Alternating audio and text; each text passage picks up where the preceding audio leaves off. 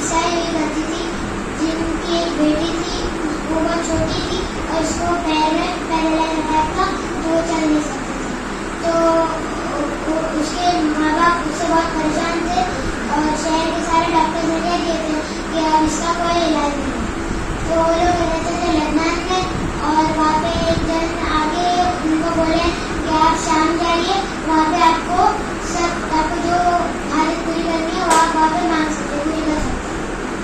تو وہ عورت اپنی بیٹی کو لے کے وہاں پہ پہنچی تو دیکھے کہ وہاں پہ جلوس ایک جگہ جا رہے تھے. تو وہاں پہ ایک عورت آئی، ان کا ہاتھ پکڑے اور کہی کہ یہاں پہ آپ چلیے، یہاں پہ آپ کو جو حاضر مانگے آپ مانگ سکتے ہیں.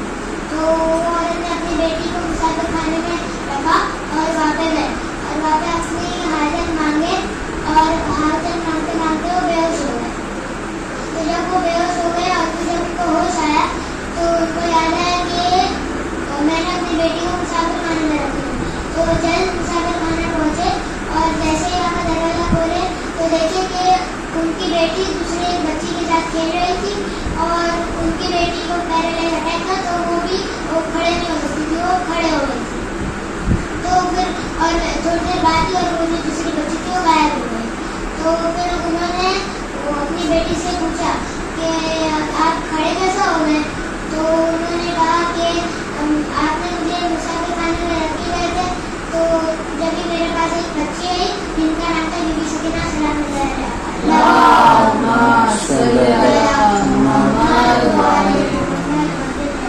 انہوں نے مجھے کہا کہ کھڑے ہو جاؤ.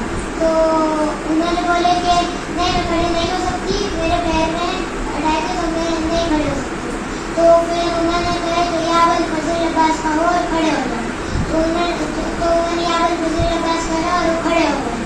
تو جب اور پھر بی بی سکینہ کسی سے شکریہ ادا کر رہے تھے تو پھر ان کی تو جو چھوٹی لڑکی تھی انہوں نے بی بی سکینہ سے پوچھے کہ آپ کس سے شکریہ ادا کر رہے ہیں؟ تو انہوں نے بولے کہ میں میرے چچا عباس سے شکریہ ادا کر رہی ہوں، وہ جدھر بھی جاتے ہیں میں ان کے ساتھ ہی رہتی ہوں.